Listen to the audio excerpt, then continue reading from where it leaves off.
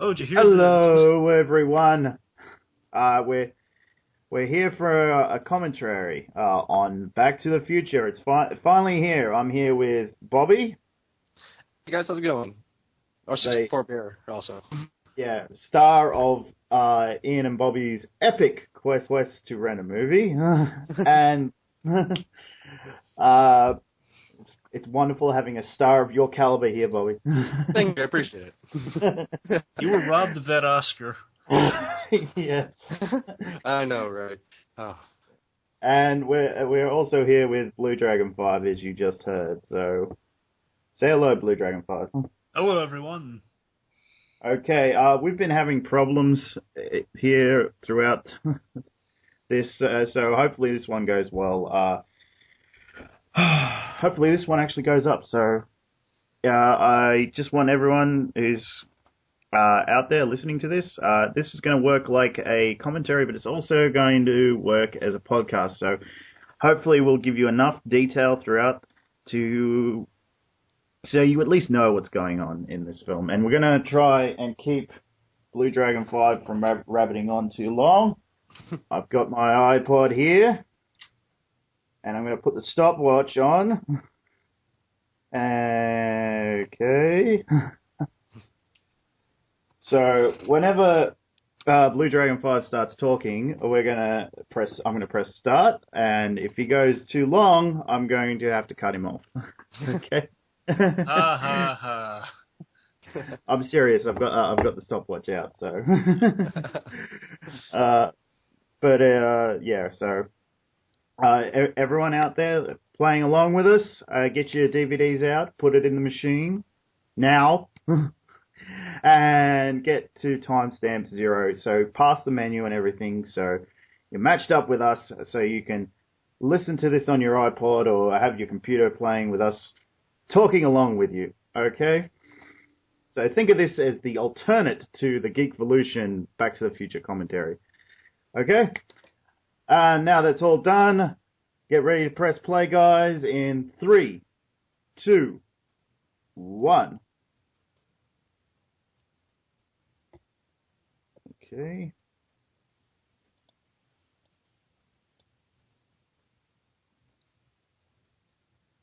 Okay, I'm at Universal, guys, so. As am I. Uh-oh. Steven Spielberg presents. Hang on. Oh! I wasn't getting any sound. I was freaking out. It's nuts. I was like, no! Was... Now I've got clocks. I got clocks. Well, I got subtitles on mine, so yeah. Oh, with my version, I got this special thing where you can have the subtitles give you nice little tidbits of information, and that's a really good feature, by the way. Yeah, you got the trivia track. Yeah, the trivia track. Nice. So yes, anyone have the time? Oh, I never noticed that. The picture they had right there had a dock hanging off from a clock. Oh yeah. I never noticed that. Did you know that's a reference to an old black and white film? No. Oh. Yeah. This guy's hanging from a clock. Well, basically, hanging from a clock there by the minute hand. It's in that movie Hugo if you want to see more on it, but also The Green Mile, I think. Okay. See, this is a great exposition scene we have here with the announcer on the TV. Well, the anchor on the TV.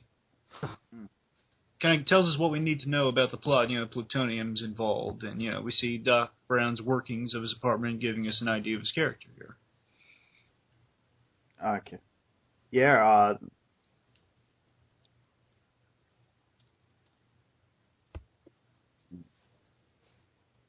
Ooh, Libyans! The Libyans! Yeah. I love this whole bit at the beginning. I really do. Yeah. Rube Goldberg would be proud. Oh, here comes the dog food. Yeah. Alan Silvestri, a really great composer, did the Avengers recently, and boy, was that successful. So was this. You got to remember, this was a big event. This was almost as big of an event as that probably was. Oh yeah. I mean, you had staff from Taxi and Family Matters on it in the same movie. Yeah. But you got to feel sorry for Eric Stoltz. He got shot. For those unaware, Eric Stoltz originally was going to play Marty McFly, and basically the reason they had Eric Stoltz was they couldn't get Michael J. Fox, and it wasn't that he was bad; he just didn't mesh well what they were going for. So unfortunately, they let him go. Yeah, Eric Stoltz, but they wanted Michael J. Fox all along. But yes, at the time in Family Matters, he was like essentially the only person really that was selling the show because the mother was pregnant at the time, and yes, she was, and all that. So, and again, all that's in the featurette to this movie. So check that out. It's all that stuff is very interesting. I find you get the sense of time and everything. I just want to say one thing. I'm not a fan of this guitar. Oh wow! What guitar is it? The yellow one. I like the red one later on. I'm not a fan of this one. It's a really small guitar. Yeah. Yeah, man, that really is tiny. I'm noticing this now. Yeah. Oh, but it's funny. A little tiny guitar, huge amplifier. That's a mark of a good film. You notice things each time you watch it. Yeah. They were pointing that out in the Geekvolution commentary to this. So I think that rings true. Yeah, after you finish listening to this awesome commentary, check them out and be mildly entertained. There's the reveal. Sunglasses. Yeah. Rock and roll. You know what? I'm listening to this through my headphones. I'm hearing things that I didn't hear before. Huh. Such as? Well, I just heard sirens going past really loud. Yeah. Sorry, fellas, that's me. Oh, that's you. Oh. Can't control it. The window's closed. It's sorry. Oh. Oh, I thought it was a movie. I'm like, damn, they didn't do a great job with the sound editing on this. Oh. Sorry.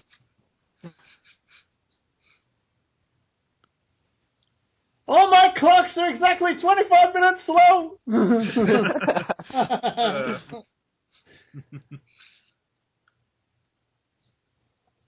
Super dark.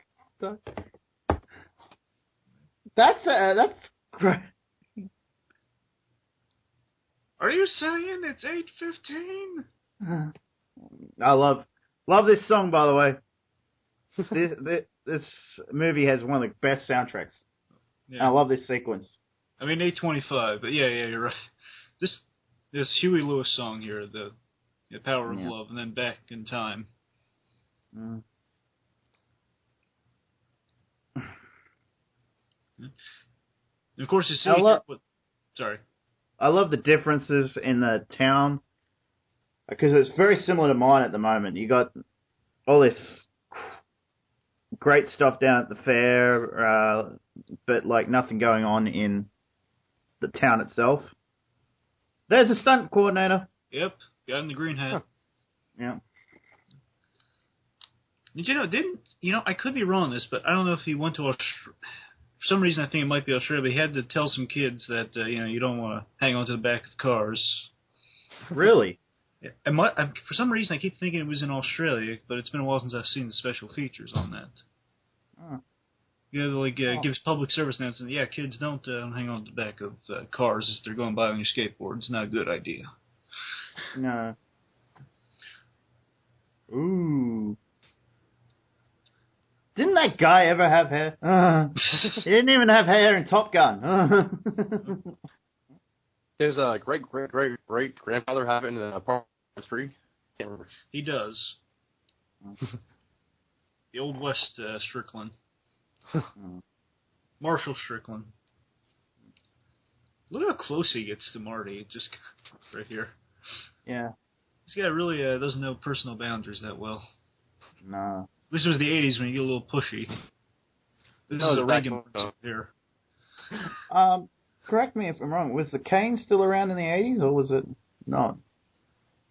Was who around the 80s? The cane. Was that still when you could get the cane in the 80s? Or is that an Aussie thing? That might be just an Aussie thing. Oh, see the blonde guy with the sunglasses? It looks kind of like a female. Yeah. He trained him in how to use the guitar. He taught him how to use the guitar. Yeah, he already. Michael J. Fox already knew how to play songs and all that, but like he helped him develop that whole Johnny Be Good thing. Yeah. Yeah. Oh, it's just too damn loud. That's it's Huey Lewis.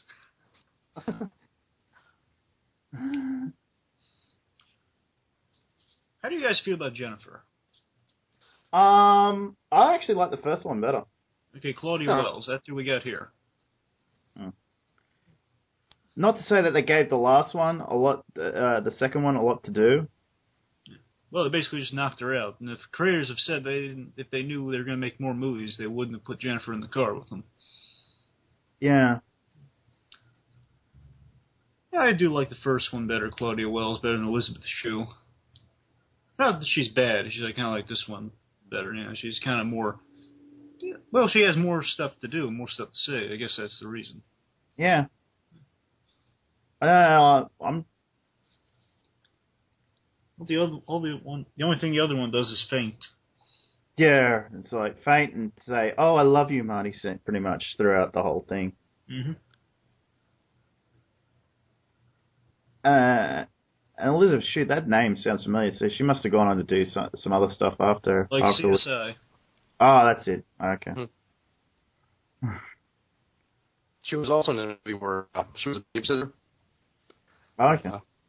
And this one, the youngest kid that she's watching, is a big Thor. And the entire time she runs Thor helmet, and she actually runs to this guy with a giant hammer, and she actually thinks it is Thor. Kind of funny. I'm having problems understanding you there, Bobby, so... Sorry about that. And a little robotic, but no problems. You sound like... Exterminate. This clock tower lady has bad timing. Yeah, I think she must have read only her lines.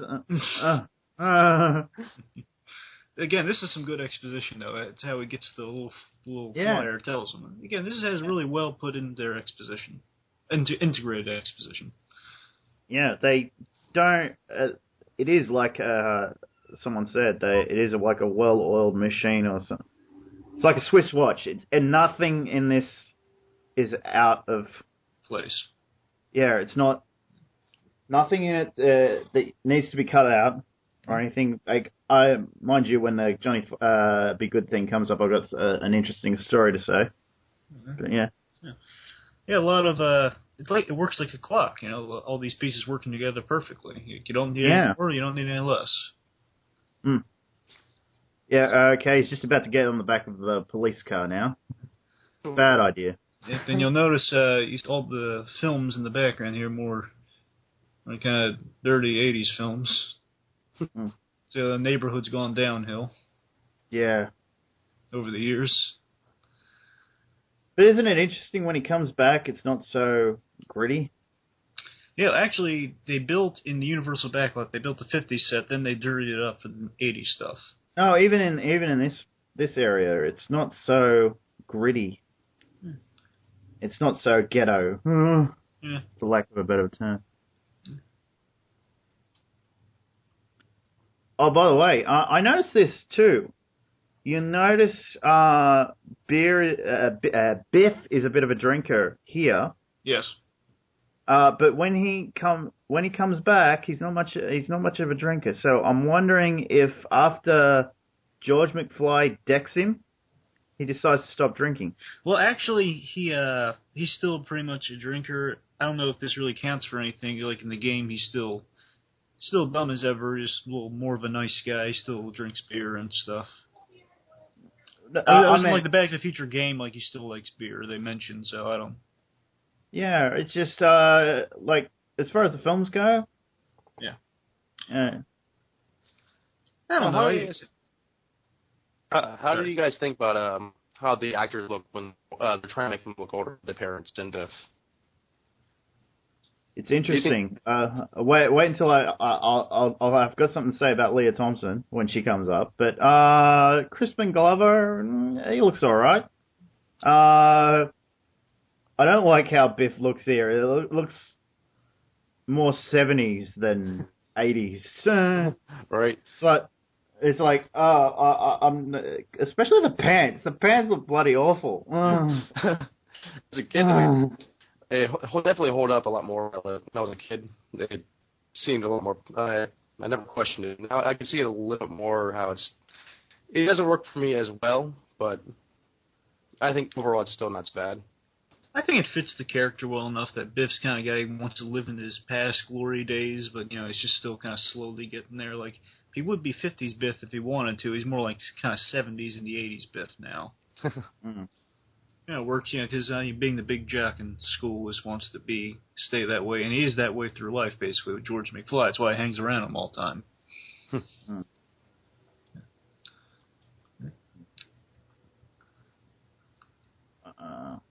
I think the makeup's really good in this film. You don't? I think it's very good in this film. Oh, yeah. Oh, the peanut brittle gag. You want to elaborate on that one? Oh, God, look at that Diet Pepsi. Yes. Oh! Hey, there's Jimmy Olsen. Seriously, there she is, Leah Thompson, who doesn't look anything like this and is close to this age right now. Yeah. Looks nothing like that. Good for her. It's a good-looking cake, too. Yeah, she doesn't sound like that at all, either. Hmm? Well, she's a bit of... You notice that she's a drinker as well. Like, you know, she'll go to pour herself a dirty, great big glass of spirits. I'm not sure what it is she pours, but... I think it's like whiskey, isn't it? Yeah, I think it is. I just wouldn't want to swear to it. Dude, whiskey or Jack Daniels, I think. Also, I think she's drinking more. It's not just because, Maury didn't tell her, don't drink. I think it's because she's more of a sad, depressing, life she has now. That, yeah.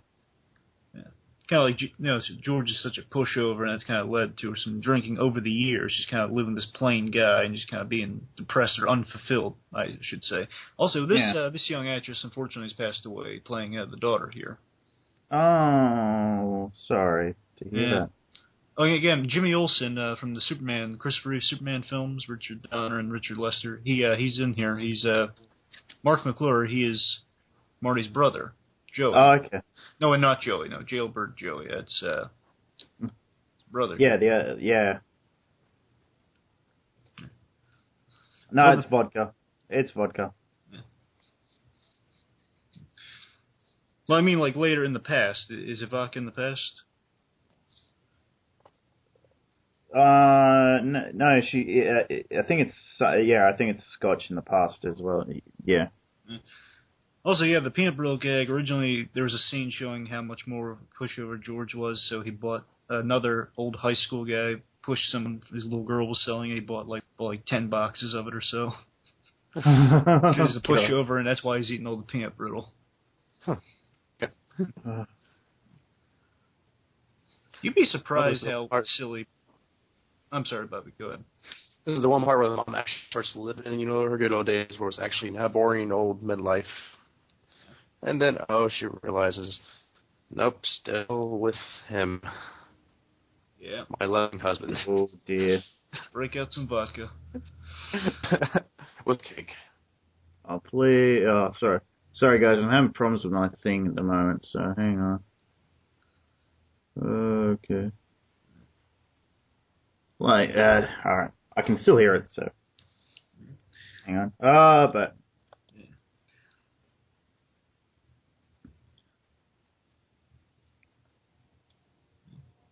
I just try to restart the screen, and of course now it's playing up. But anyway... Doc Brown, Destiny is calling.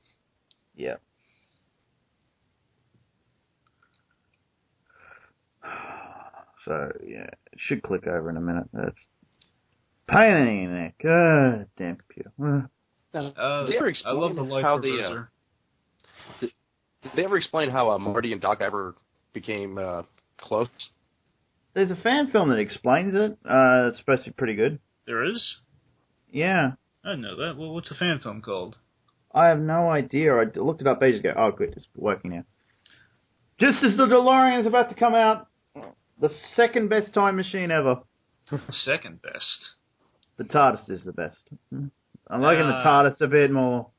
I don't know. I'm still going with DeLorean. DeLorean's got a style. If you're going to go back into a past, you might as well do it in style.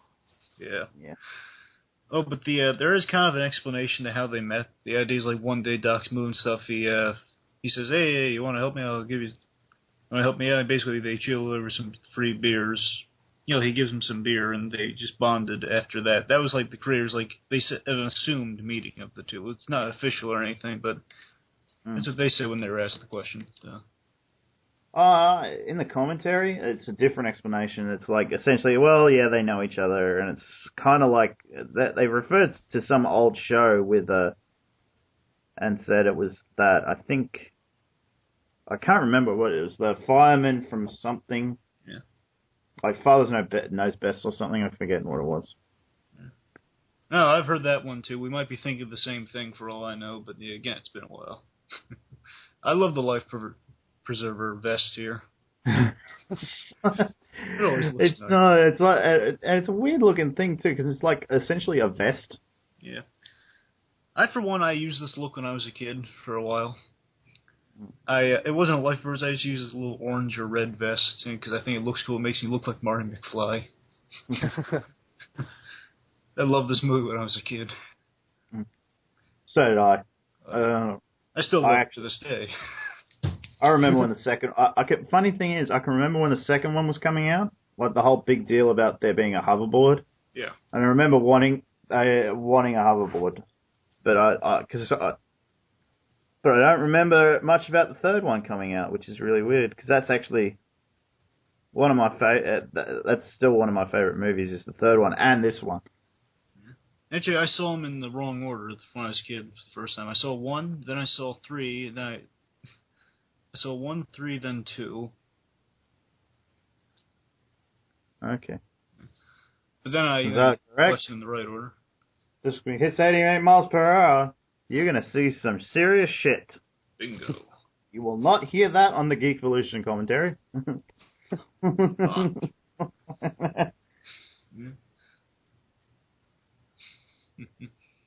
God, he's wasting the tires. Oh, yeah. I love this car so much. It looks so cool. All the like airplane parts on it and such. Little exhaust ports on the back of it. I still have to say I have a few like scaled DeLorean models. Yeah, I was looking. Sorry. I was looking into getting some myself, like one from each film. You gotta buy what I got. I got the Universal 3-pack because when they still sell them even though the ride's not there, which is very tragic. I think. Basically, it's like a box set of all 3 DeLoreans one from each film. Like one has the hook, one has the hover conversion, and one has the white wall tires. Oh. Okay, so this is their first attempting this, right? Is the what? This was the first time they actually have the car go back in time. Yeah. Or go forward in time. Yeah. Standing in front of it, was that really the best idea? Well, the Geekvolution counter says Doc Brown has a death wish. I can believe that. Well, they weren't standing. They weren't exactly kind of more to the side, but then they were standing in front of it. I think if you really delve into it, it's like he's sick and tired of the invention's not working. He's so convinced this one will work. It's like, if it doesn't, stuff it, I'm done. And if not, he's taking with it. I don't know. I just always read as Doc being a little absent-minded because he's just wrapped up in all the stuff, all the time travel, just all the possibilities. That'll work too. I just don't want to think Doc is suicidal or a murderer. Oh, it'll be coming up soon. He helped the the terrorist out. What if that didn't work out exactly? So, like, he had first plan, he planned 1, no plan 2. Yeah. Also, did you know when they shot this car is they hated this car because it's kind of confined on the inside. They had to put a camera in there, plus, you know, like the little sides always cut their knuckles. I can only imagine that'd be a hard actually film this that. Yeah, but it looks amazing. Also, I'm noticing little red labels on the back of the remote control dock as you like the little red labels on the flux capacitor. Hold, air cold. Yeah, the cold. I love the little liquid nitrogen effect here on the machine. Mm. If you notice, each time it comes back or time travels, it's like a little less, but it's there. Some like cold on it, some liquid nitrogen. Really? Yeah. Thinking of sequels, it might be rectified, but I'm saying at least right here before the future has influenced the car. Future's upgraded the car. Like Mr. Fusion and such has been used to upgrade the car. It still has the icing effect. Mm. A whole second. A whole minute. Yeah. He knows what's coming. He's seen the future. He's getting in that car. He's getting in that. Yeah. Yeah, the Libyans are coming. Come on, guys, get in the van. No. Again, this is some great exposition here. Just, you know, showing them how it works for us, the audience, and Marty. Yeah, it's not out of place. It's not forced down your throat or anything. It's there. And by the way, there's no J.C. Penney at this place anymore. Yeah. Oh, they shot this. Didn't they shoot this on Christmas? I mean, not Christmas, but around Christmas time at night. No. Okay. Oh, wait. They said they. Trying to remember here. Well, they said they avoided shooting this around Christmas time or before the holiday rush set in. Yeah. Sorry. Old Man Peabody. Yep. And Peabody. Just let's clarify where we are in the film. He's just given all that explanation. He's just talked about Old Man Peabody. Has he pointed to the capacitor yet? No, he's just about to say, no, I needed something with a little more kick. Plutonium. You saying this sucker's nuclear? Keep rolling here. Well, the sucker's electrical. Yeah. Oh, yeah. You don't just walk into a store and buy plutonium. You can't just walk into a store and buy plutonium. Dr. E. Brown. Man, that's Enterprises. You're sounding all right now, Bobby. Before you were just like really crackly, very robotic. Huh. He's no longer a cyborg. No. He's got away from the Bald Queen. 1.21 kilowatts.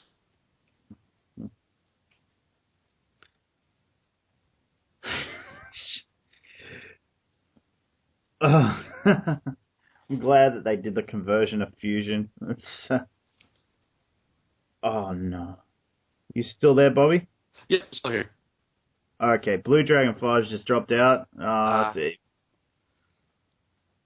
So I'll just wait for him to come back. So it's definitely him that's got the problem, not us. Okay. Alright. So, yeah, everyone, it's unfortunate, but he's still, yeah. Okay, he's left the call altogether now. Okay, no. Where are you up to anyway? Are you still... He just put in the fuel for the car. Okay, he's just about to jump back in time where I am. The Libyans are just about to show up, guys. And... Sorry, it's just really hard for me to say stuff about this film. Alright. As I said, I grew up with this film, so... Yeah, I've seen it a gazillion times. And I can probably recite it. but just in case Blue Dragon 5 doesn't come back, I just want to say I got to meet Christopher Lloyd last year when he was out here for Supernova, and he's a really nice guy. Look, he's starting to show his age though, so. That's pretty cool. You got to meet him. That's awesome. I got a photo with him. I might use that for the shot for this commentary. Yeah. That'd be awesome.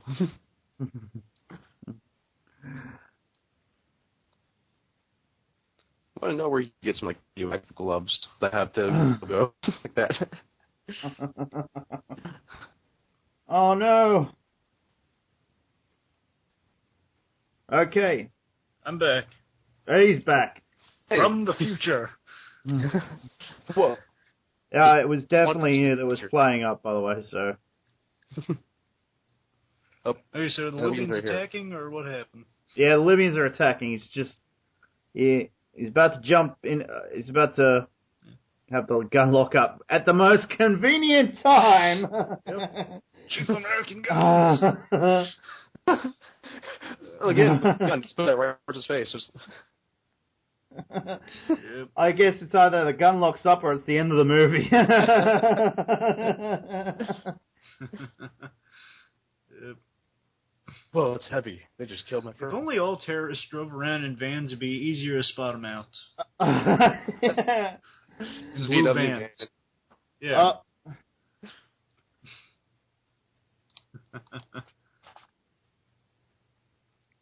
And I love it. It's taken him, 30 years to figure out that the meaning of the vision was time travel.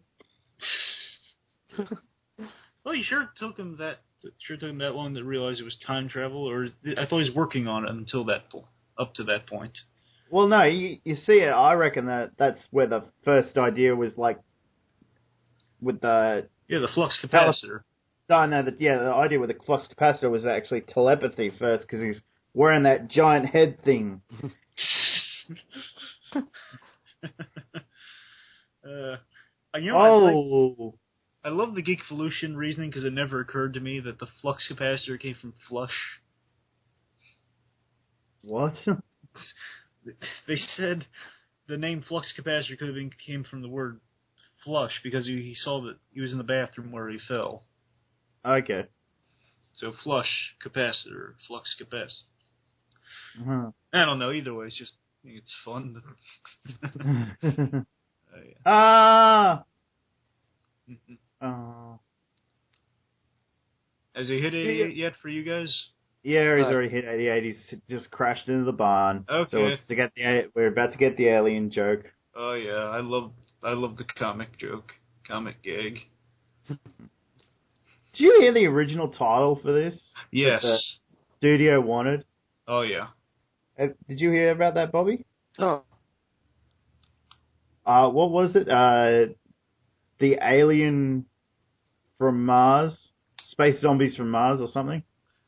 It was... just for this one gag. And they were going to... was Pluto. Basically this comic title.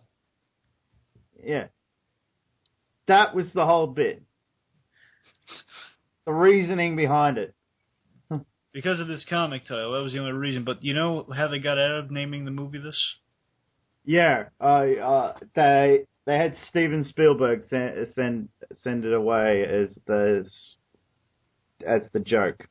Yeah, they had him say, "Oh, that was a really funny joke you told us, telling us to change the title to that. We appreciate it. We got a good laugh out of it in the morning." So what's the guy going to say after that? He's going to say, "No, I was serious about that." That's how they. Spielberg, to his credit, is a smart guy. Yeah. I mean, he was still high from Jaws and E.T., so... And he really had faith in this film, too, so... So did the other guy with the spaceman name, because basically he was on board for everything. He just had, three, it was, a few selling points, and that was, one of them. And one of them was... one of the other ones was... They had to change the monkey to a dog. Yeah. That was one of them. Just for remembering what the third one was. Well, there was something to do with raisins. Oh, yeah, I remember that. I know this one. Yeah, see, originally the product placement was really out of hand, like all films are, but it's really well integrated in this. But I mean, one of them was there was a raisin company that wanted the California raisins in there, and they wanted just out, not in the box. They wanted just a bowl full of raisins at the dance, at the Under the Sea dance for some reason. They didn't do that, but they made the bench behind the bum red, on the homeless guy red. Just it says California raisins, so that's the product placement they got in there. Yeah, and you know what the other and to his credit, the director said a bowl of raisin looks like a bowl of dirt. Yes, Robert Zemeckis, what a wonderful guy, that guy. Yeah. Oh, yeah. 50s cars. Yeah. Sorry. But I don't think that was what the other one was. There was another one. I can't remember what it was. I kept misunderstanding that lady every time I watched this film, and now I have the subtitles on. I finally got an answer to it. She says, "Don't stop, Wilbur, don't!" But first I thought she's, "Don't stop or we'll be dead!" Yeah, I can never understand what she says. I always thought she said that, because it says Wilbur, apparently now it's Wilbur, so it says, "Or we'll be dead!"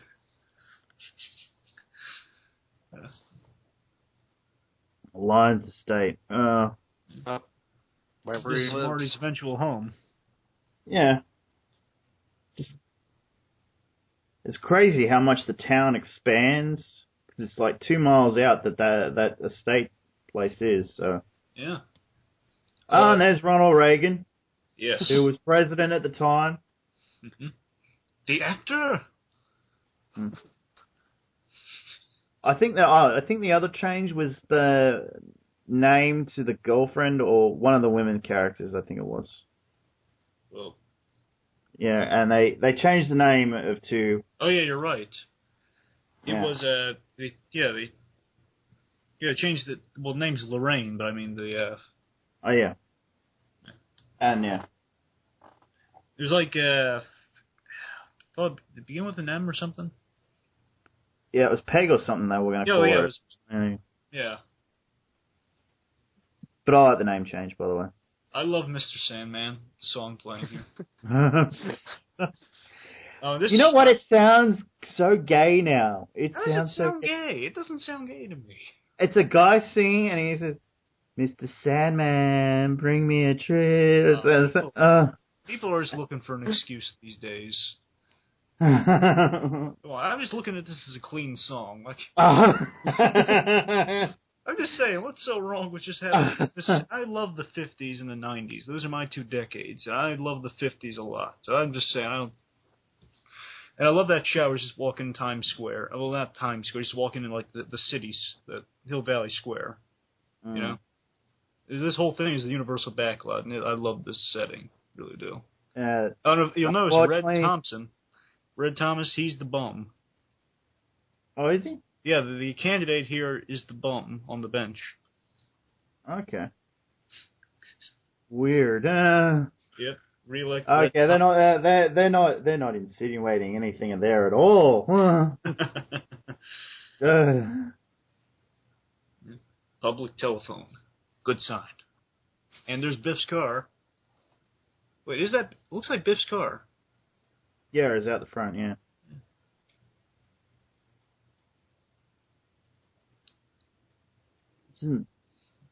I love the subtle gags, like the Pepsi free. Yeah, that was never out here. A tab, you can't have it. I can't give you a tab unless you order something. I just wonder if anyone knows. Hey, some guy ripped out the phone book page here. What a jerk. Yeah, well, that wasn't that common back then, I don't think. It wasn't that common, or was that common? It wasn't that common, but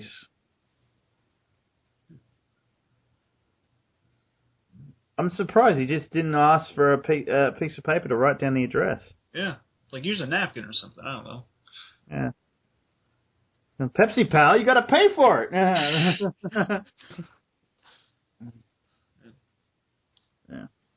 And of course, the mayor starting sweeping up and cleaning out crime. Yeah. Now, the people at Cracked, they did the half an hours thing on this, and they were they brought up an interesting point. about Marty starting the civil rights movement. Yeah. Oh, I should point out, Billy Zane. Oh, good. Yes. Billy Zane, the Phantom. Yeah. And the... Bad guy from Titanic. Yeah, and was in Dead Calm with Nicole Kidman out here. And the idol Sean Spencer from Psych. I think he could actually be pretty cool at Lex Luthor.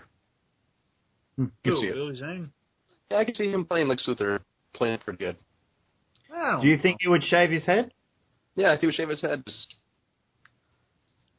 I think he could totally pull it off. Especially after watching his performance in Titanic.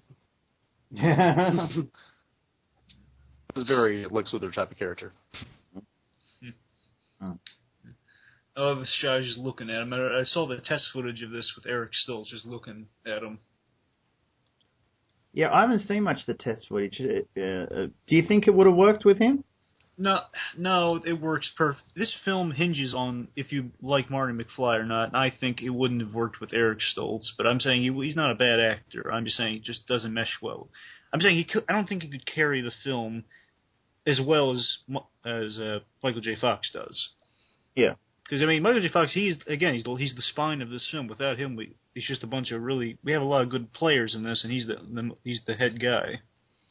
Yeah, he's the selling point of this picture too. So it's like I believe in Harvey Dent. We don't have a good Harvey Dent. This film's going to falter. Yeah. Mayor Goldie Wilson. Now I'm going to say here with that comment I made about Cracked earlier, saying, he did become mayor. Yes.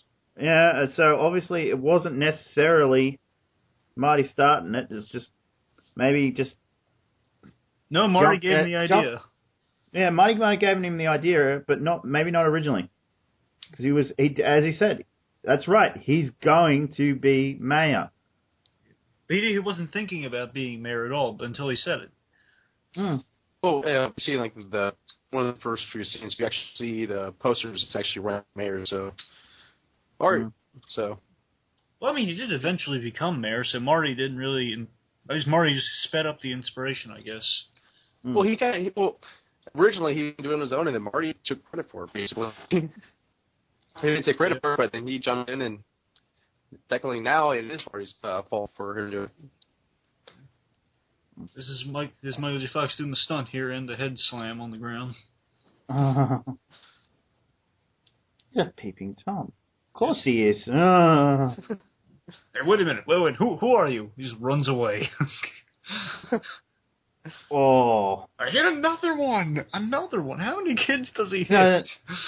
Well, I think he's not the first guy that's fallen from that tree in front of the car. Stella! Stella! Stella! The lighting here is perfect. Like, the big reveal for the mother. It's in every film.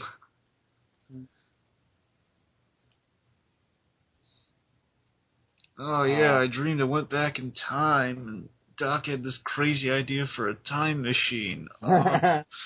He tried to kill me with it. 1955. The great and powerful Leah Thompson. Oh. And the Whitey Tighties. Yeah, have I said how much I like all the right movies yet?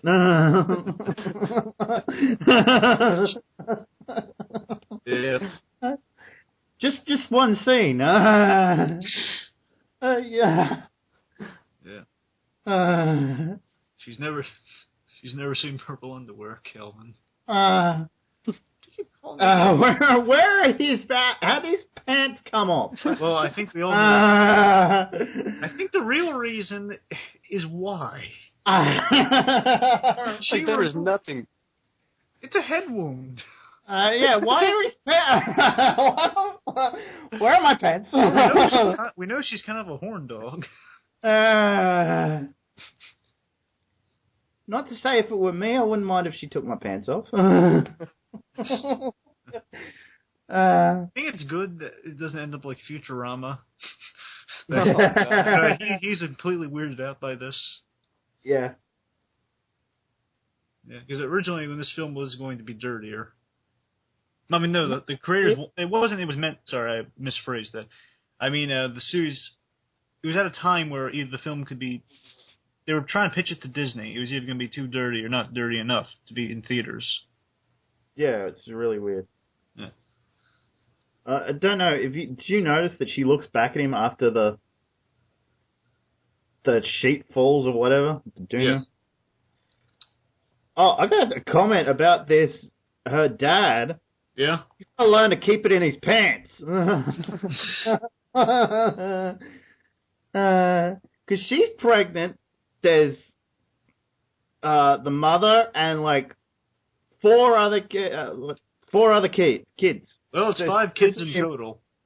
Yeah, so seriously, man. Yeah.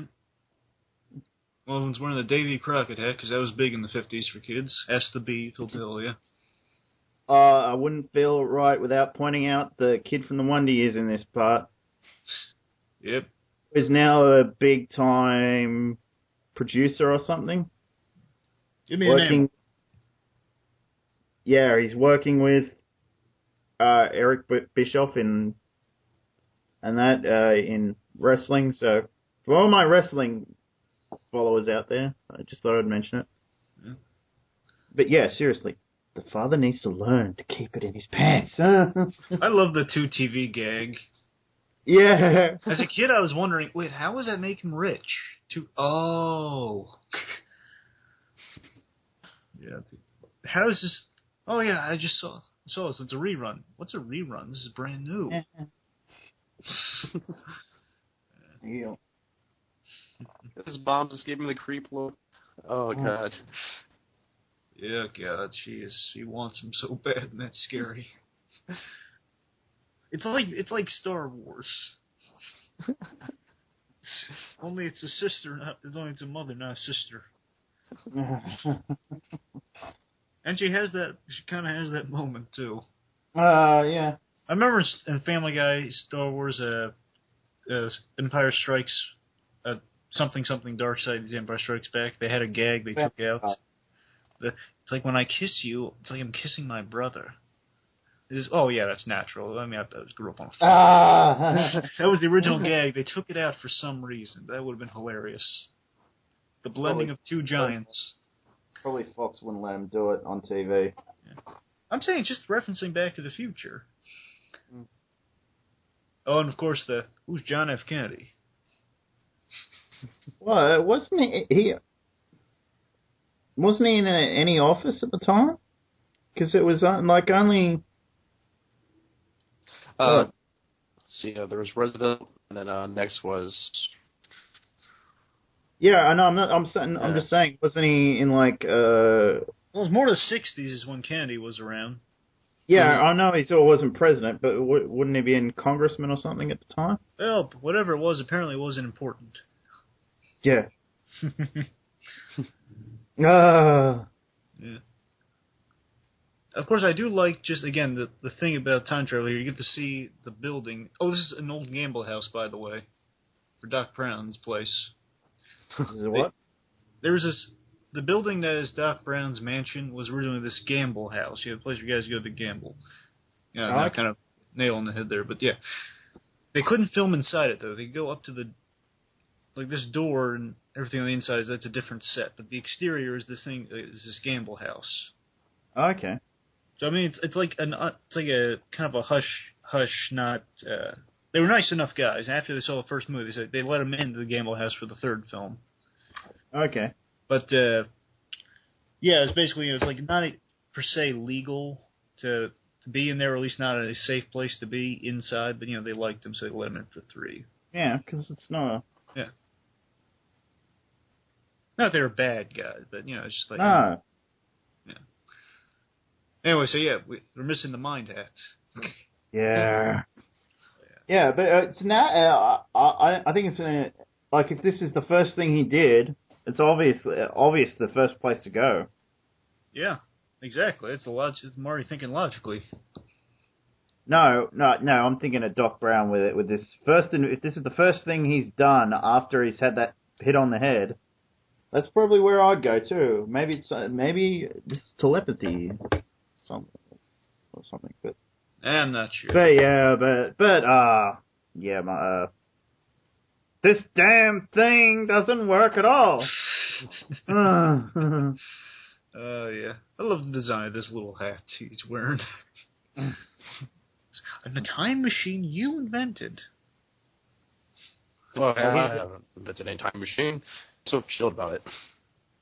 Look how skeptical Doc Brown is. You say, get your brother's hand off. Saying, oh yeah, so it's Jane Wyman, it's First Lady. Hair. It's hair, not hand. Oh yeah, right, hair. The hand comes later. States in 1985. Ronald Reagan. The actor? I suppose Jerry Lewis. Jerry Lewis? And my favorite one is Jack Benny in charge of Treasury. Because I love Jack Benny's hilarious, and he's the inspiration for Mr. Krabs on SpongeBob. Oh, okay. Yeah, it's always funny. Okay, future boy. Love when it's funny when he calls him future boy. It's what makes time travel possible.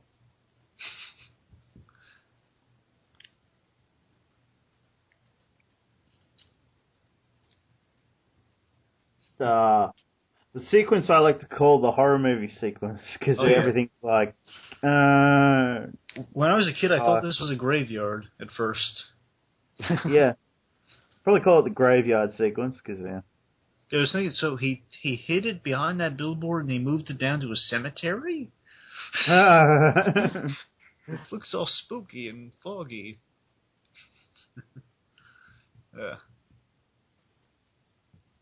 He drew the flux capacitor.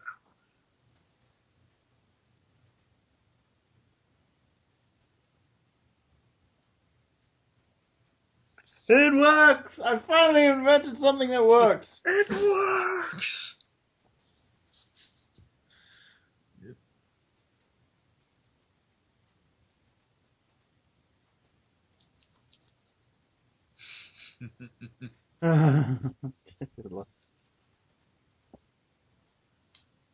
I finally invented something that works. All right. We gotta get you home. That's me. He's an old man. Okay, you already kind of look like an old man there. They're lucky they could have hooked that thing up to that 50s television. Yeah. Yeah. But hey, Doc's probably got some sort of skills, so maybe he can get out of the way. I'm saying, yeah, they're lucky he's smart enough to do that.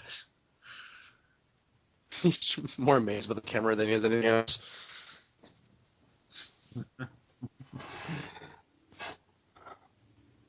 A portable television studio. No wonder the president's an actor. Not because he's got to be a great liar. Yeah. What? Wait, what did I just say? 1.21 gigawatts. There's nowadays gigawatts, but before it was gigawatts. Yeah, it wasn't it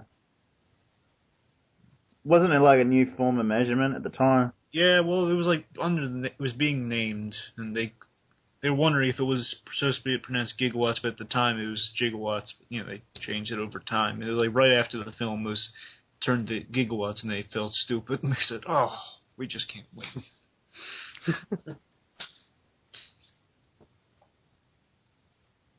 A bolt of lightning. Yeah, do you know what the original plan was to get him back? I do. Do you know, Bobby? I do not. Yeah, originally the third act, and I think most of the reason they didn't do this because wasn't in addition to being kind of out of place, it was that it was going to cost a lot of money. Yeah, money, and that was like they need to cut like $1 million out of the budget or something. Yeah, basically, I'm sorry. Yeah, well, I'll tell the story. It's basically at the they were walking around the backlot, and they said, well, this is the only place that we control. So that's how initially the idea sparked and it keeps it all local and everything. So to get the lightning bolt and everything, but yeah. Well, originally it was going to be at a nuclear test site in Nevada, and there was going to be Yeah. instead of lightning, it was going to be an atomic explosion, like a bomb test was going to fuel the car to go back in time. Okay.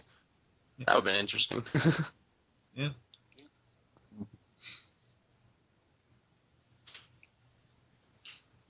Oh, well, while we're talking about that also, did you know at the very early conception of this film, the time machine was going to be a fridge? Yeah. It was going to be a refrigerator was going to be built into a time machine, but they were worried about kids locking themselves in refrigerators, imitating it. So they changed it to a DeLorean. A vehicle, but then DeLorean. That's a good thing, because I'm pretty sure a lot of kids would have done that. Yeah. Maybe even one of them. And we're going to lug it around in the back of a ute or some sort of utility vehicle. Yeah. And they didn't have anything for Doc to do during the whole explosion thing. They was just going to have him on the radio, so I'm glad they changed it. Yeah. Mickey Mouse. So it is kind of a Disney film after all. Yeah, they went after Disney, but Disney would not budge because of the sequence with him and the mother inside the car. Mm. That's the thing. Disney would not take him for that, but they took him for Roger Rabbit, though. Yeah, did you see the outtakes for this part here? Yes. Oh, it's hysterical. Doing like Hispanic accents. Yeah. She cheating, man! Oh. Because you see Bobby, in an actual deleted scene, not the outtake, Lorraine was cheating on a test. He said, when he's just cheating on a test, is Marty like spying and looking in on her. It's just, oh my god, she's a cheater. She's cheating. Huh. Did that guy ever have hair? This is like the meanest guy ever. You're a slacker. You're going to be slacking the rest of your life. A normal person would say... He's not a slacker. He's just getting bullied. What the hell? I know it's the 50s, but come on. The guy, it's usually followed, okay, you're a slacker, but then here's what you do not to be a slacker. He doesn't say that.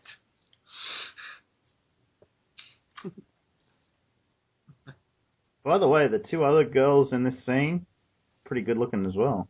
Yeah. The extras. The 50s were a good year for females. Mm. Mm. I like this jacket Marty's wearing. Yeah. You can tell Doc Brown had to lend him some clothes, so. Yeah. Particularly the shirts. Mm. Drive myself, then again, my shirt idol is John Lasseter. Mm. Poor Christopher Lloyd, though. He had to spend most of the movie hunched over because in order to get both Michael J. Fox and him in the same frame. Because Christopher Lloyd's pretty tall. Yeah, that's why in Back to the Future 2, they're running up and down that stretch of road to hide their heights. Yeah. Heavy. Why is everything in the future so... Something wrong with the Earth's gravitational pull? And I love this. What does he say it is? It's some sort of ritual. I love that. Yeah. Doc God, Brown would say that. Crispin Glover with this scene. Oh God, he wanted the hair to be straight up. Yeah, and he wanted to be like in wife beater and jeans.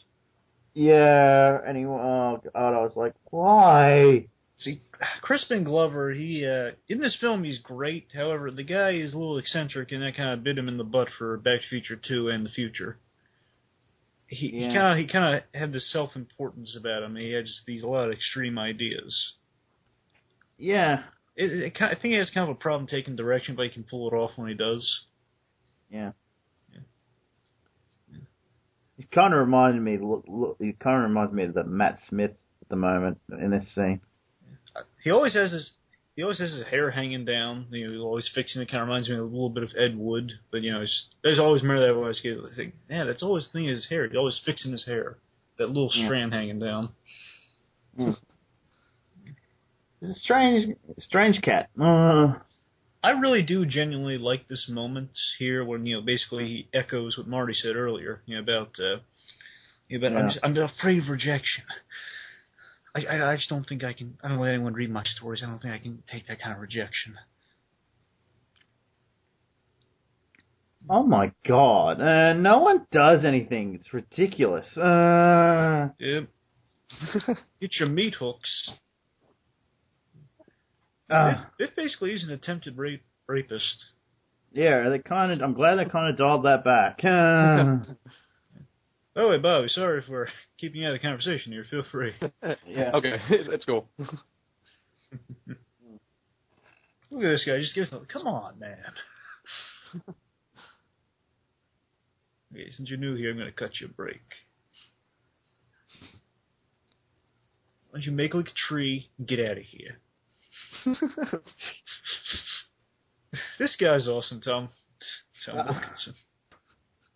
Yeah, he's funny. I really wish he got in some more work after this. I mean, Tom F. Wilson. I'm thinking of something else. Sorry. Yeah, Tom F. Wilson should have gotten more work after this. He actually did. He does a lot of voice work, and he was also in Batman the Animated Series. Okay. Yeah, he was Tony Zuko, killer of Robin's parents. Oh, okay. Huh. So he goes from being a bully to a murderer. Yep. Yep. Actually, he always plays a lot of bad guys. Yeah. Have you guys seen Leah Thompson's series, Caroline in the City? I have not. Not bad. From what I remember, it's not bad. I really wish it can make its way back to reruns, because any excuse to see Leah Thompson. I wonder if George Lucas liked this part. We're on the part where Darth Vader makes a cameo appearance. I wonder if Gene Roddenberry did. Yeah. Basically blends together Star Trek and Star Wars. Mm-hmm. Playing the music to freak him out. Disorient him. It's funny, if someone pointed out, why has he got a hairdryer? I was just about to wonder that. Yeah. I know this story. Yeah, it's actually in the suitcase. And yeah, that's where it comes from. But yeah, Doc Brown earlier on is looking through the suitcase and he comes across a copy of Playboy in a deleted scene. And yeah, he says the future's looking a whole lot better. Uh, And one of the items is like the cotton underpants, but is he allergic to cotton or? And I'm putting way too much thought into this. Anyway, the special undergarment, and then then the hair dryer, and then the Playboy. Call me crazy, but I like the shirt that he's wearing here. Marty McFly. Oh yeah, I like it too. Oh yeah, and I like how just like Marty's trying to fiddle with the bottle because he's not used to it, and then George just walks by, panic, and he says, "Okay, I'll help you with this real quick." Pop the top off the Pepsi bottle. Yeah, and the reason he slept in is because he got chloroformed him. Yep. Yep, and of course he's talking to the guy who did it, who's just like, "Oh, well, let's not tell him more about this." Yeah, fix your hair. Yeah. I'm just wondering if he puts it together later on for the book. Puts it together that Marty's the guy? Yeah, that Marty's the guy that's it's supposed to be the alien. No, I'm sure Calvin Klein would have gotten a bunch of letters if that happened. He said, "Hey man, I know what you did to me. I'm calling the cops." That whole line of clothing. Milk, chocolate. Give me milk. Chocolate. Hey, how many takes did it take him to do that without it breaking? I forget. That's in the blooper reel. Yeah, look at this. He spills some when he slams it down there. Awfully smoky in this place. My density popped me to you. What? Lorraine, my density has popped me to you. Oh, what I meant to say was... George McFly. Yes, I'm George McFly. I'm your density. I'm glad geeks have turned around and they're a little bit more acceptable now because, God, this is bad. I don't think he's no Peter Parker. No. He's no Sheldon Cooper. Sheldon Cooper, get the words right down to the letter. Here we go. Here's the famous scene that's in every film. Oh. The brawl in some sort of eating establishment, followed by the gratuitous chase scene. Yeah, which is always awesome. Yeah. And that is actually how skateboards got invented. Yeah. Was the breaking apart of the thing. Yeah. Too, so. That's what you mean. That's really how skateboards got invented? Yeah, I'm serious. That is actually how they got invented. Someone actually did that, and that's how skateboards got invented back in the 50s. Well, I figure that they had to give the scooter to the skateboard somehow. I mean, yeah. So I mean, literally, they broke it off there. I saw it was just gonna... Yeah, someone did that. Apparently, that's how they got invented. Yeah, I just thought they just had the piece of board, and they decided to make it without the thing, without the crate. Yeah, I think that's that is. I'm just not saying exactly that, but yeah, that's how it was. Like someone converted their scooter into a skateboard. Makes sense. Lorraine's easily impressed. Yeah. But you gotta admit, this is pretty awesome. I'll give him that.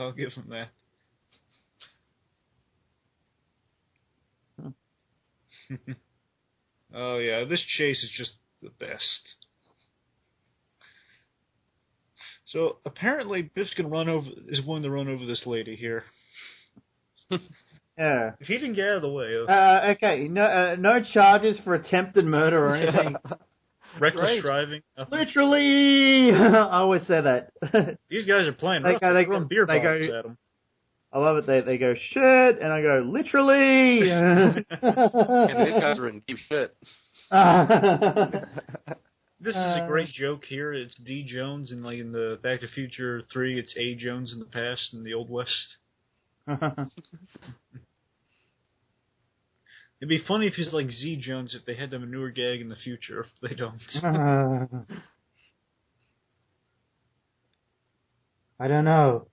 But I'm gonna find out. Stalker! Yep. He's really man crazy. Yeah. And of course he's chewing out Marty and just chewing out, well really he's chewing out Jennifer by saying, yeah, I never went after a boy. She is such a hypocrite. Yeah.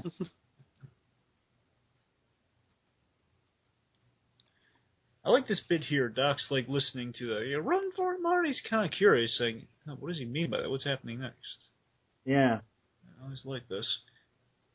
Yeah, Doc's trying to find out even though he knows he shouldn't, but then he just finds himself and Marty walks in.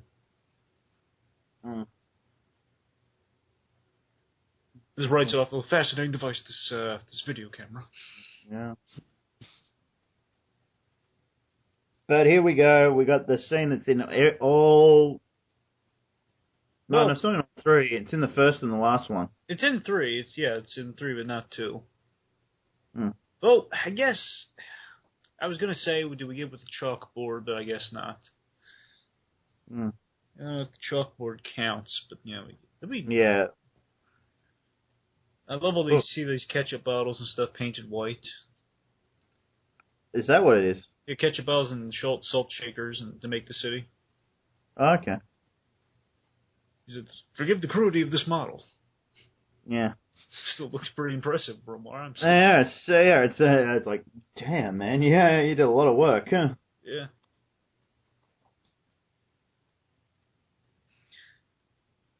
I guess he's kind of a perfectionist being an inventor. Yeah. And again, seeing the past and the future right here, I like how you see the mansion in its full glory, and then in the past he's living in the garage of the mansion, moved everything he could from the mansion into the garage because it all burned down. And some people would say maybe this event caused the fire. But I'm saying, yeah, I think it could be easily put out. I don't think I'm not sure if it could lead to a whole mansion burning down. But I think he's in the garage right now, so.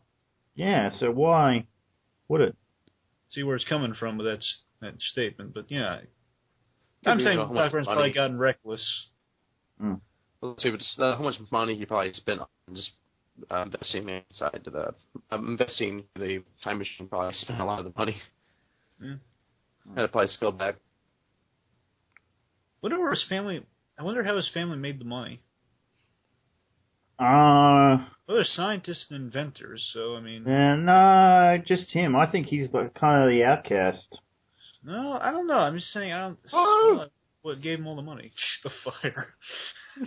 I was wondering. It was just water instead of the foam. Wonder when we got the foam.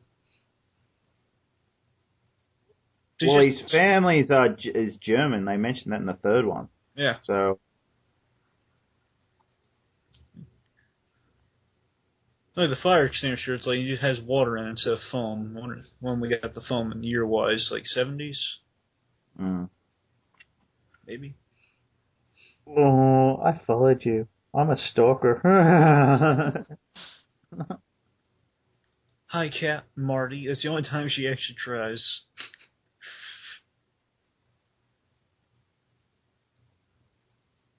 Yep. This is my Doc, my uncle, Doc Brown.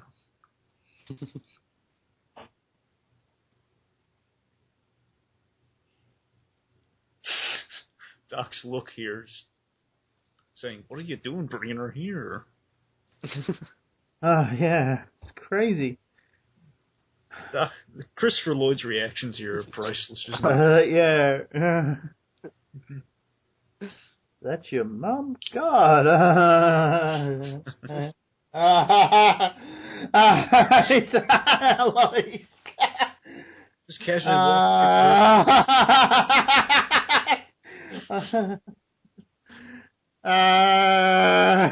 She's giving him the hot cell.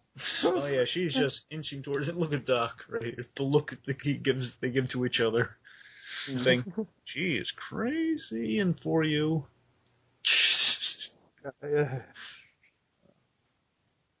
Like a little curl in her hair here. It's like, I'm up to the bit with George and. I got the pockets. The pocket inconsistency. See, Bobby, here these pockets on Marty's shirt. You see them? Yeah. Now, if you notice, every take when it ends and they resume, you're going to see a pocket's like in or out. Every time he turns around, you're going to say one pocket's in. See, right there.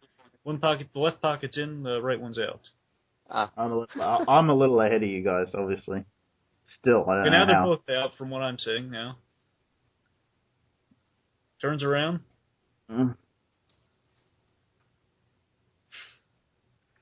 I've just noticed this. I kind of like George's bicycle. It's pretty cool looking. Yeah. Also, the line, George. I like right here when he's going to touch her on her and he's holding the bra.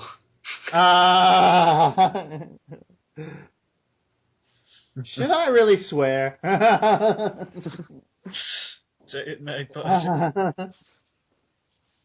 I'm out for the count. Say, "You're lying, George." Oh. This is a pretty long one take. If you put your mind to it, you can accomplish anything. That's a good message. Yeah, that is a good message. This film is just such a classic film. It's like this belongs at the top 50 cinematic films you show your kids or you show everyone. Yeah, I mean it's not overly gratuitous. It's you can show it to kids because I mean I grew up with it and like I said I saw it before the second one came out and that was in 1990 or 91 or 2 but so that was before. I'd seen it a bunch of times before that, so when I was 3, to 4 years old, I must have seen it. Oh, by the way, this scene here, if you notice, there's going to be a guy on a bicycle wearing a black coat and black hat. A lot of people thought that was Doc Brown. Oh, really? And this one from Back to the Future, too, when he goes back, you think they planned it out, but they didn't. Oh, yeah, I just saw him? No. Yeah. Oh, it's not. But once, I think it's when Marty goes, you see the guy. Oh, I've got these letters somewhere. You have these letters? Yeah. I have the one from the president, one from the... Oh, yeah, there's the bike. There's the bike. Yeah. I have these letters that he's writing. I haven't got them in my house because I left them at my mother's because I didn't want anything to happen to him because they're in such good nick. Yeah. And you won't believe it. Someone sent them to me unframed or anything. I was hoping they would be framed because they sent them to me as if, you know. Yeah, I got replicas of the Batmobile blueprints from Batman Begins. Oh, okay. Yeah. Nice. Pancaking cop cars, that sort of thing. Hey, it's from Lou's Cafe, the envelope. Yeah, I'm glad they cut out the scene between there because he's actually blackmailing the police officer. Mm-hmm. Oh yeah. Well, actually, it's in here, but it's like in the background. Like you see, he's about to give him some money. Like they cut it off right before that. Yeah, I'm glad they did that. I don't know, I think it's still a little obvious here. You seem like he's reaching in. Yeah. Yeah. See if I can find it here. Marvin Berry and the Starlights. We're at the Enchantment Under the Sea dance, folks. Yeah. You don't mind if we park? Marty, it's not the first time I've parked. What?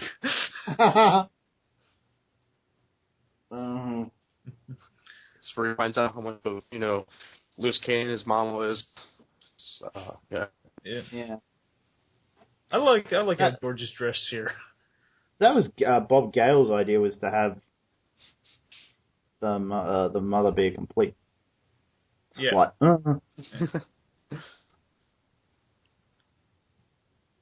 There we go. Yeah. Rum, I think it is. Yeah.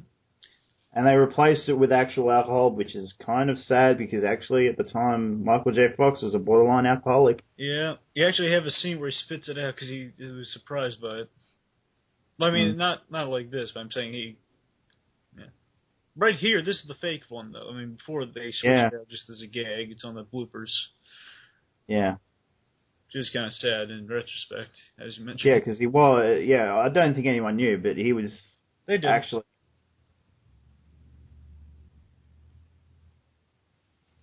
I remember there was a gag here, Bobby, in which... it was cut out, but it was in which, right here, he looks at the clock, George McFly, and you're going to see more. You're going to see him go to the phone booth and get trapped in there, calling the final time, and then like some bully, the red-haired guy, the one who cuts in on later, was going to lock him in there, and Strickland was going to say, you really are a slacker, aren't you? And then basically the idea is he like, chastised him for a while, but then he let him out eventually. That's why he's late coming here to the car. Oh, okay. I really like that dress on Leah Thompson. Who doesn't? Plus, I prefer it off. I prefer it off her, but you wish you had a DeLorean, don't you?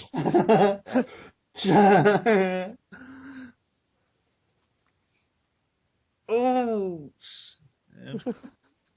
and the realization. Yeah, it was like still traumatized. I can't believe it took them forever to figure that out. Because they didn't know how to get Marty out of there.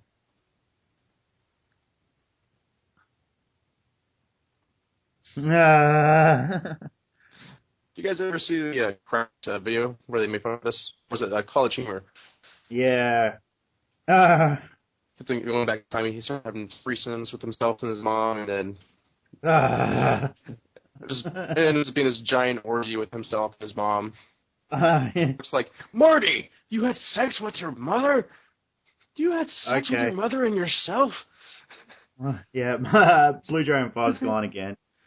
Yeah, and I really have to say it here. I do think that Biff kind of quits drinking after this. Because, as you see in the second one, he's a bit of a drinker, and yeah. And all the rest of the guys are drinking too, so, yeah. Is that no peep show? It's a shame too. He's gonna if he doesn't get back quick, he's gonna miss the Johnny Be Good scene. So. Oh man. That scene too. Now I wonder what these guys are doing in this car. They walk out full of smoke. They're special effects artists. They're working on their dry ice routine. Right. Yeah, I'll just wait for Blue Dragonfly to call back in. Okay. Yeah. What? Say that again. What? The keys. They're in here. Yeah, that's no problem at all.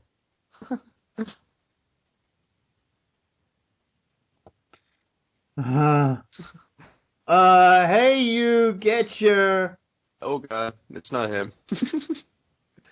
I love how they make him seem so much farther. Look where his hand is. He's trying to reach up there, and it's not. It's so not borderline.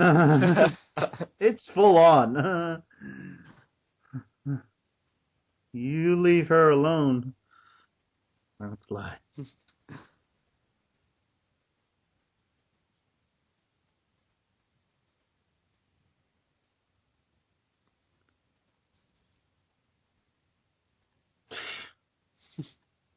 Poor George. Poor George. Right. Oh, no, now.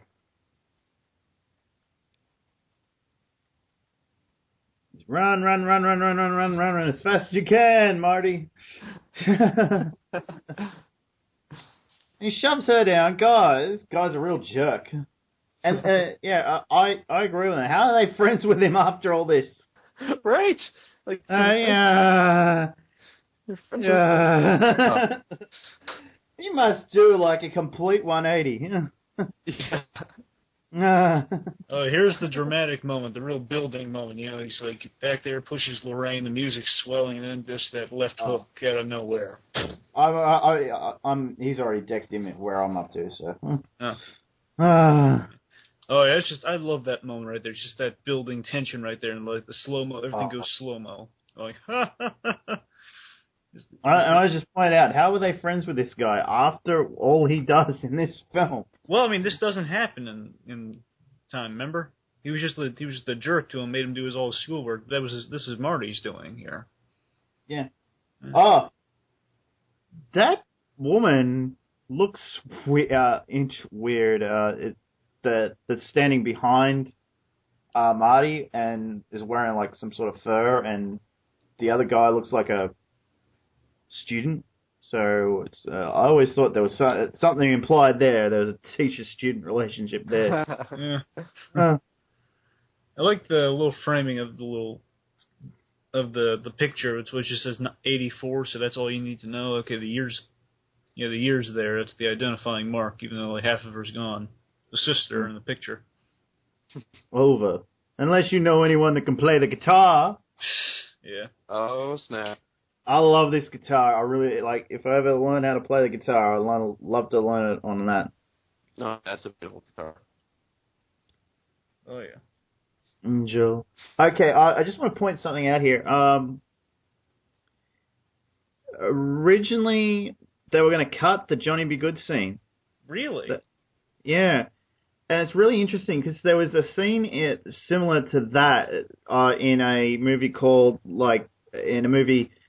that was actually a sequel, The Man from Snowy River 2. There was going to be a wedding scene. And it was very short, like only about less than a minute long. And they cut it, and it was... Everyone heard about it and everything, and the word leaked out about it, and they... put it back in for the DVD release, and movie works just a whole lot better. So, the editor for this film said, we'll leave it in for the trailer. We'll leave it in for the test screenings and all and that.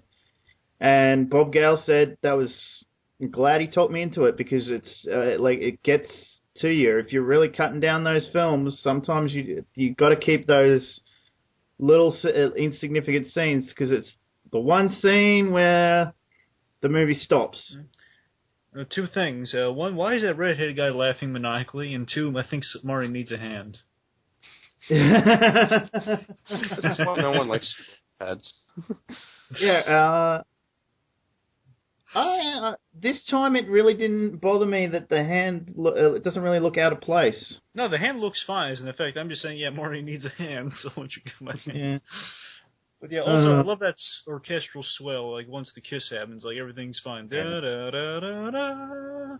And it works really well with that Earth Angel. Yep. Oh yeah, it's just a classic score moment there. When I think of a kiss in the movies, that's what I think of. It's that classic film score building up the white guy dressed in it. It looks like the 50s, obviously, but yeah. Just feels like really iconic moments.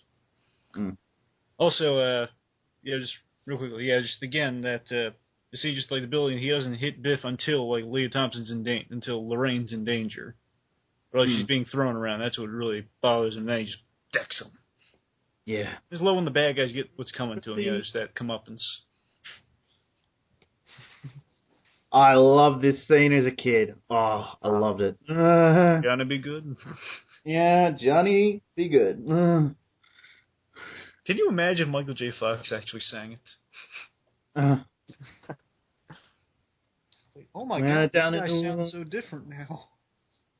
Yeah. But they matched it up quite well. Like, you could believe it for a second that it was Michael J. Fox singing. Yep. Your cousin Marvin Berry. Listen to this. It's funny. He makes him listen to it when things go downhill. Oh, by the way, Cracked also pointed out, rock was invented by black people, African Americans. Yeah, technically, yes, it was, but white people embraced it as well. It was one of those first things that, like, white and black people got together on. Yep. Was listening to rock and roll music. Yep. Or there are no black people at the dance, it looks like. Yeah. Oh, God. Yeah, because it's a segregated school, I'm guessing. Yeah. No, you had black people as the entertainment, but no one looked very little or none black people to dance. Yeah. Now, so it's still a kind of idealized 50s, but no, it's still, you could see it as a very progressive Californian. Yeah. We all know there weren't any black people in the 50s except for entertainers. Yeah.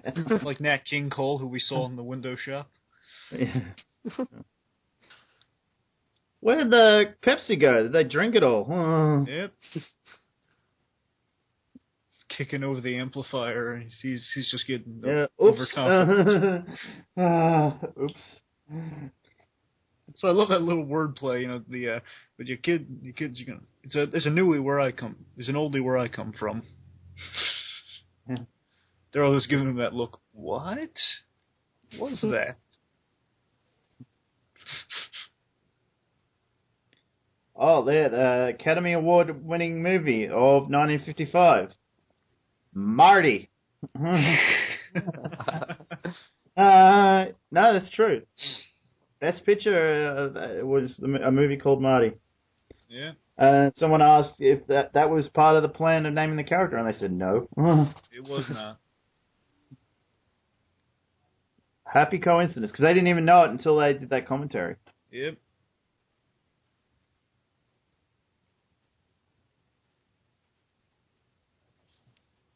I guarantee it. Will we ever see it again? No, and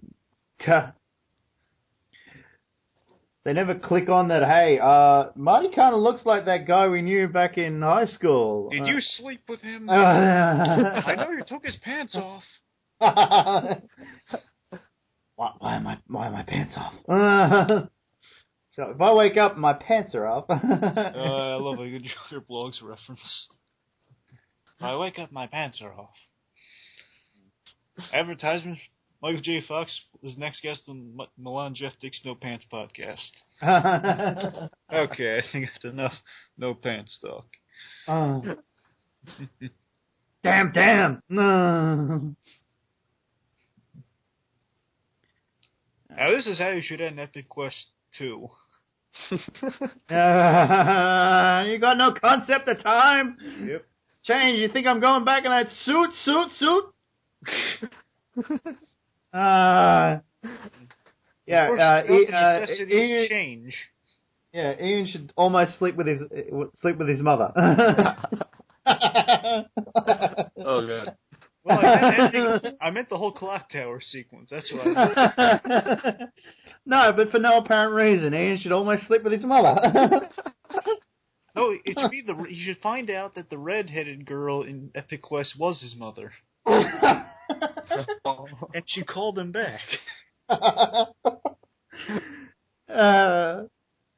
they're like, way over there.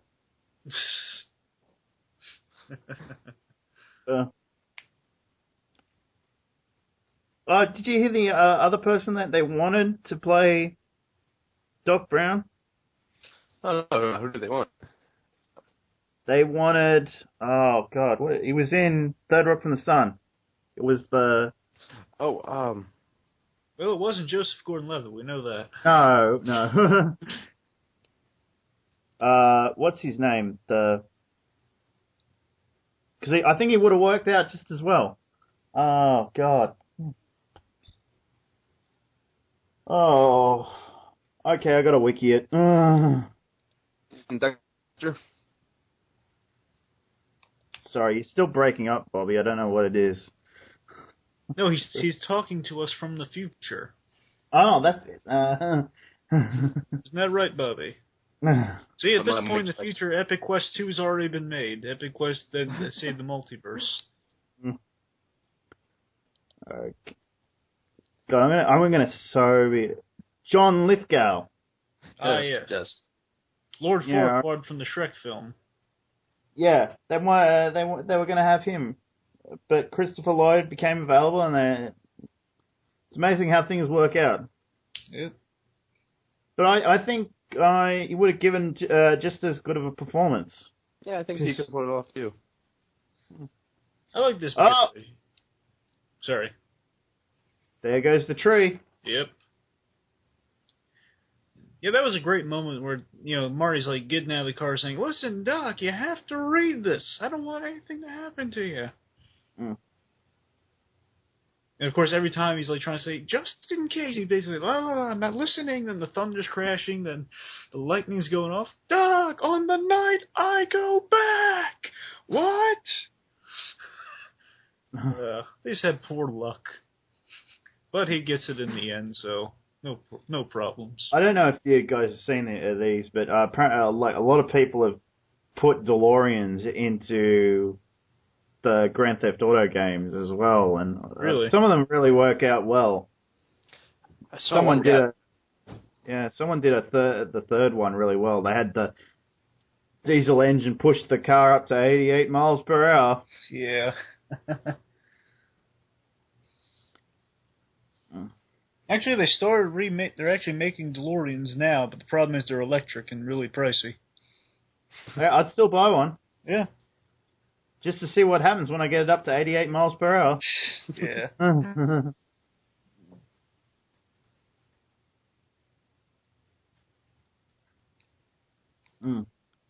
Night, I go back. Oh.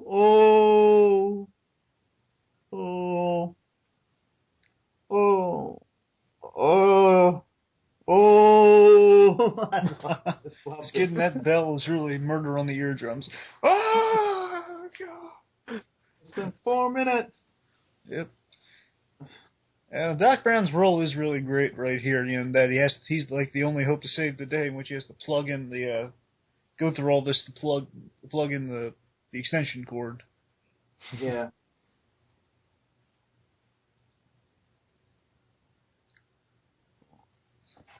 Crazy too. So apparently you can see the harness in some shots, and I'm glad they didn't George Lucasify this movie. Oh, Yeah. God, yeah. And of course, Marty gets the bright idea. Like, I'm going to go back a few minutes beforehand so I can stop Doc from being murdered. That's good thinking on his part. Yeah, it's like I'm in a time machine. Yeah. And I can be as accurate as I want with it.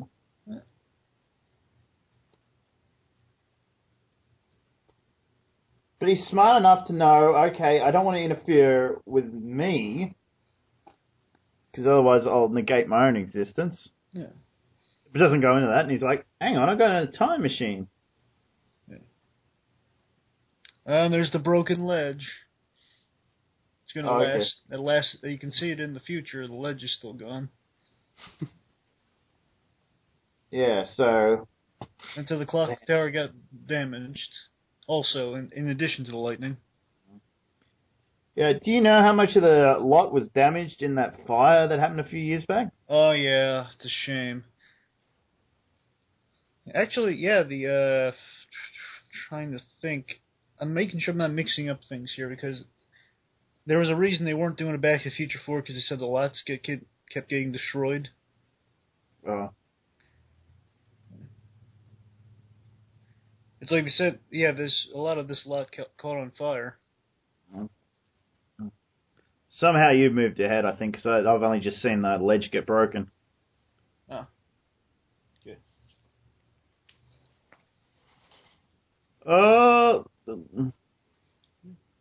I gotta say, as we've been recording this movie really goes by fast. It has a really nice, brisk pace to it. Yeah, nothing helps a movie go along better than watching it with someone else. Yep. Mm-hmm. Including our big celebrity guest here, Bobby! Bobby, yeah! Who is awesome! Yeah, seriously, he is awesome, though. Yeah. It sucks. My computer is actually off sync the timing, the audio. Is wrong with it. I hate it when that happens. Yeah. I just muted it and just reading subtitles. Yeah. So I'm playing it through my headphones, and it's working out well. Apart from that one time where it was just like doing a slideshow thing. I love this bit coming up where Doc Brown is trying to put the thing in the... No, we can't get it in the hole. The minute he strains himself, and then the thing unplugs, no. And he goes, I'm going to have to slide down now. But he's like in action. He just gives a stern look to it. Okay, I know what I have to do now. Yeah. By the way, did you know something about... you want to hear something about Christopher Lloyd, Magpie? What? He was frozen today!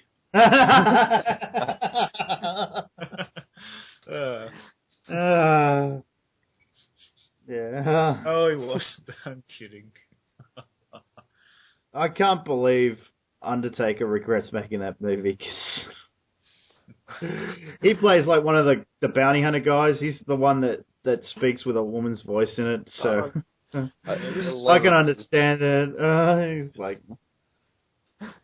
oh, you see this Atomic Kid thing? That was a hint. That was kind of a subtle hint at the original ending they had planned. You know, the whole atomic bombing site. Oh, okay. So that's why it's called the Atomic Kid. It's an actual film. I'm saying that's why they used that film. But also, it's kind of clean theater. Now it's a dirty XXX theater in the 80s. So like the fact he glued. It was a church in one of them. Yeah. It was a church in the original 85, which is funny. And then it's a XXX theater. I wonder what they're saying there. get your porn and let's get your religion on. On the helicopter. That shows you again more crime-ridden 80s. There's the little ledge missing. Piece of ledge missing when the helicopter goes over. Yeah, I haven't seen it yet. Okay. He's still on Doc Brown where I am, so. Tell me when he comes back. Okay. To the future. I mean, to the past. Well, future past. Okay, helicopter's going over now, and yes, you are right. I do see the ledge broken. Tell me when the lights start going off around our bum character. And here we go.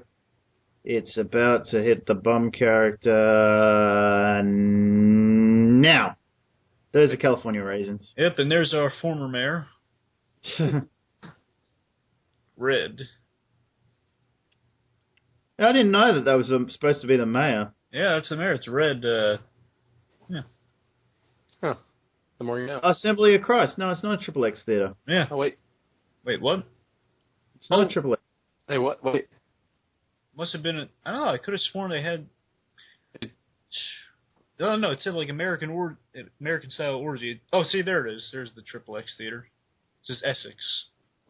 Oh yeah, there it is. Okay, I'm thinking of the So one end of the street. Okay. One end of the street, it's the theater, and the other one. He crashed there's two into different the ones. theater that was turned into a church.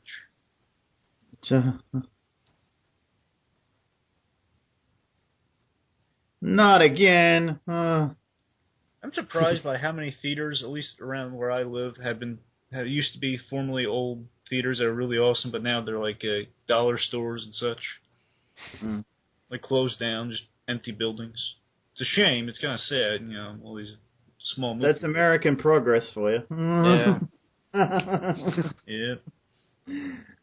Why do we need a Family Dollar when I can just have another movie theater there? It's a nice little historic movie theater. Mm. Lone Oh Pine yeah, Mall. there now. Okay, now it's Lone Pines Mall. I know people would scream that we didn't mention it was Twin Pines Mall earlier. Yes, that is a brilliant gag. After we have the whole comic book in the spaceship, he's mutated in the human form. Oh, by the way, I have something important to say about this bit right here. Marty seeing himself getting shot. Yeah. Well, I mean, not seeing himself, seeing all this stuff going on. The Libyans attacking. Yeah. This is an endless loop in time.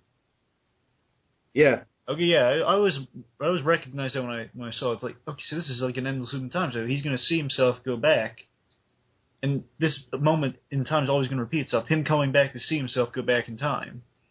Yeah. Yeah, Like in order for the world to be his world to be better, he has to go back in time. So. Yeah. So, essentially, the way I look at it is the universe was exactly the same when he first got back at 124. Mm-hmm. And it only gets better after he travels back in time. So, It's always fascinates me, that moment when I was a kid, and still to this day, it always kind of fascinates me, because they didn't do like the whole meeting yourself in the past. That's in 2, but still here we kind of got a taste of it. It's really neat. Oh, yeah, and I love the moment where Doc comes back to life. yeah. You can tell they went heavy on the age makeup to sell that he's older now.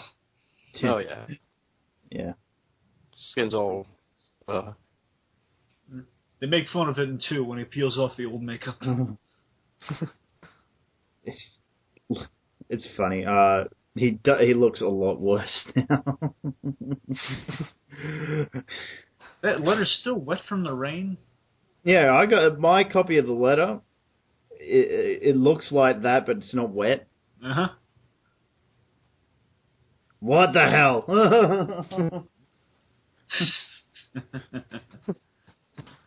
Dun, dun, dun, dun, dun, dun, dun, dun, dun. Just victorious music. Still, if I ever get a car, it's got to be a DeLorean. Oh, yeah. Not a bad choice at all. Well, smart cars are also kind of neat. But DeLorean, heck over the smart car, definitely. If it's between a DeLorean and a smart car, you would go for DeLorean. Yeah. You bet. See, and hey, when you get there, look me up, would you? 30 years from now. And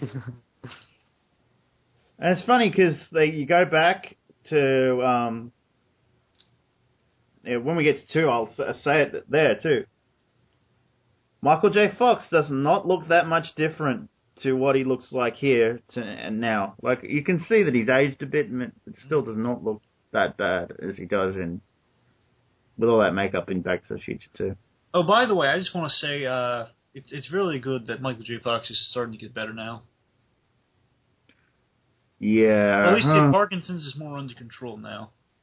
Well, yeah. I'm hoping that eventually he does fulfill his quest to find a cure for Parkinson's. Exactly. I'm with him. I'm just happy that he's getting somewhat better, and I'm hoping it continues. Also, there's a reference quarterly. It's like a librarian's book here behind Marty's head. Yeah. Yeah, it's just there.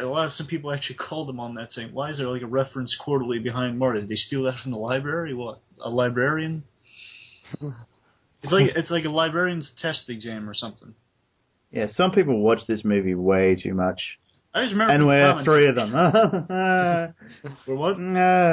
Like, to notice something like that I have never noticed. Yeah. I just love how there's no like blankets on the sofas or anything now.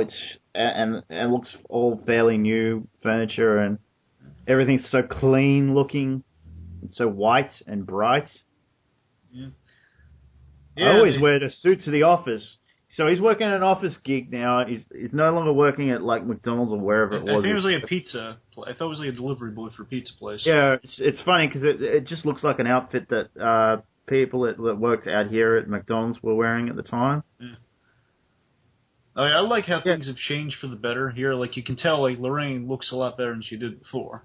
Yeah, she doesn't look as haggard, but still looks better today than what she does in the with all that makeup on and that in this scene. This is probably what she would look like 10 or 20 years from now. She'd probably look like this now, which still isn't that bad.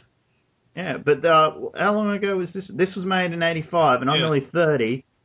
So, yeah. So I was born in 84, so... Yeah, so essentially... Now she likes Jennifer. Yeah. Yeah. That's for almost raping my girlfriend! Oh, now, I want you to bend over. Now, a lot of people say when he punched Biff, he neutered him. Because now, a lot of people say he's become gay. I don't see it. I just see he's just become like now he's a pushover now. Well, he has his own business. Yeah. He's doing alright. I never noticed that before. Yeah, he actually. Now he's like a super nice guy, especially around these folks. But yeah, I always thought he was like this guy, but it was on the bottle at the time. He was a young alcoholic. Yeah.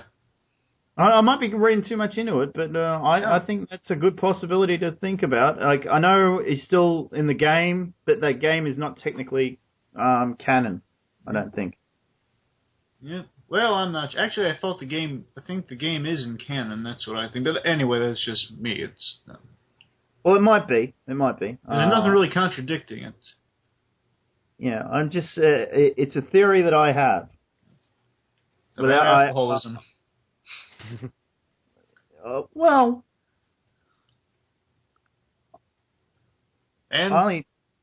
Sorry. It's the only theory I put together recently, so. Now this, a lot of the French, if I'm right, it was the French critics. They always like how this commentary on how the 80s, materialism in the 80s, and that this guy saves the day and he gets everything he wants that he could ever want materialistically, perfect life, gets the car he wanted. And he's kind of right. That's what the ending is. Really. How the hell is he supposed to see through those glasses? I have no idea. He really can't. See, when they shot this, he's not seeing through them. That's why he made the treasure. That's why he flips them up as soon as possible? Yep. It's like Wonder Boy. Yep. I love the clear plastic tie, and then in the future we're going to see everyone has two ties. Yeah, that's ridiculous. Oh, and Mr. Fusion. Mr. Fusion, if you're out there listening, this is a shout-out for you, buddy. Love the Dragon Ball dissection videos. Yeah, and thanks for that. Thanks for letting me win that contest.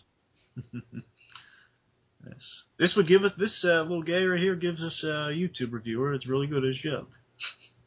So yeah, thanks. Oh, I love the Mr. Fusion gag though. All this, how it's an excuse to get fuel in there. Barcode license plate. Yeah. Okay, and that's we're just rolling through the credits, guys. Anything else you want to? Where we're going, add? we don't need roads. That's what we're going to say for Back to the Future 2. Yeah. And it's not too far away either, so hopefully by 2015 I'll have my hoverboard. Yep. Yeah, because I want my hoverboard. Actually, supposed to get Technically, we're supposed to get hoverboards.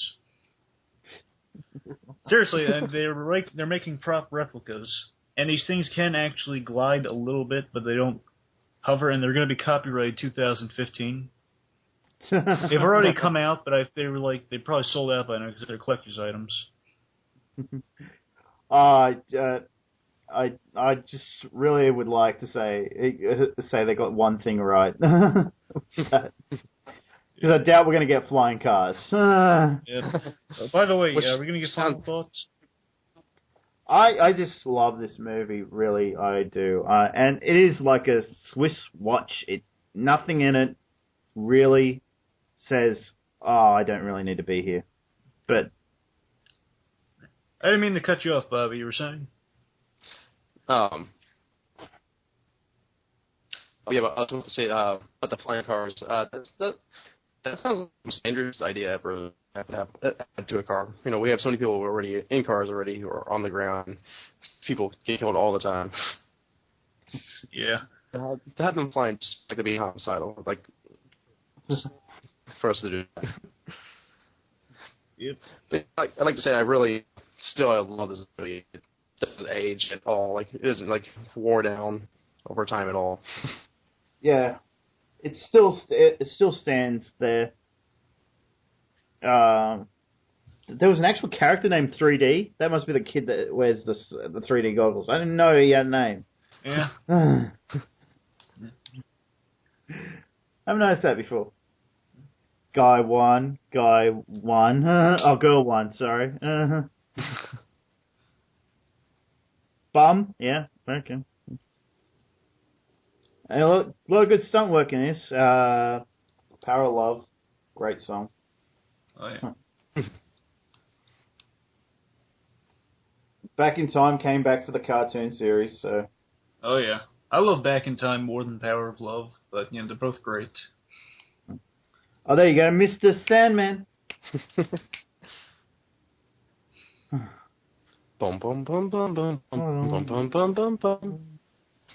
Also, Linda McFly, the girl who unfortunately passed away, Wendy Jo Sperberg.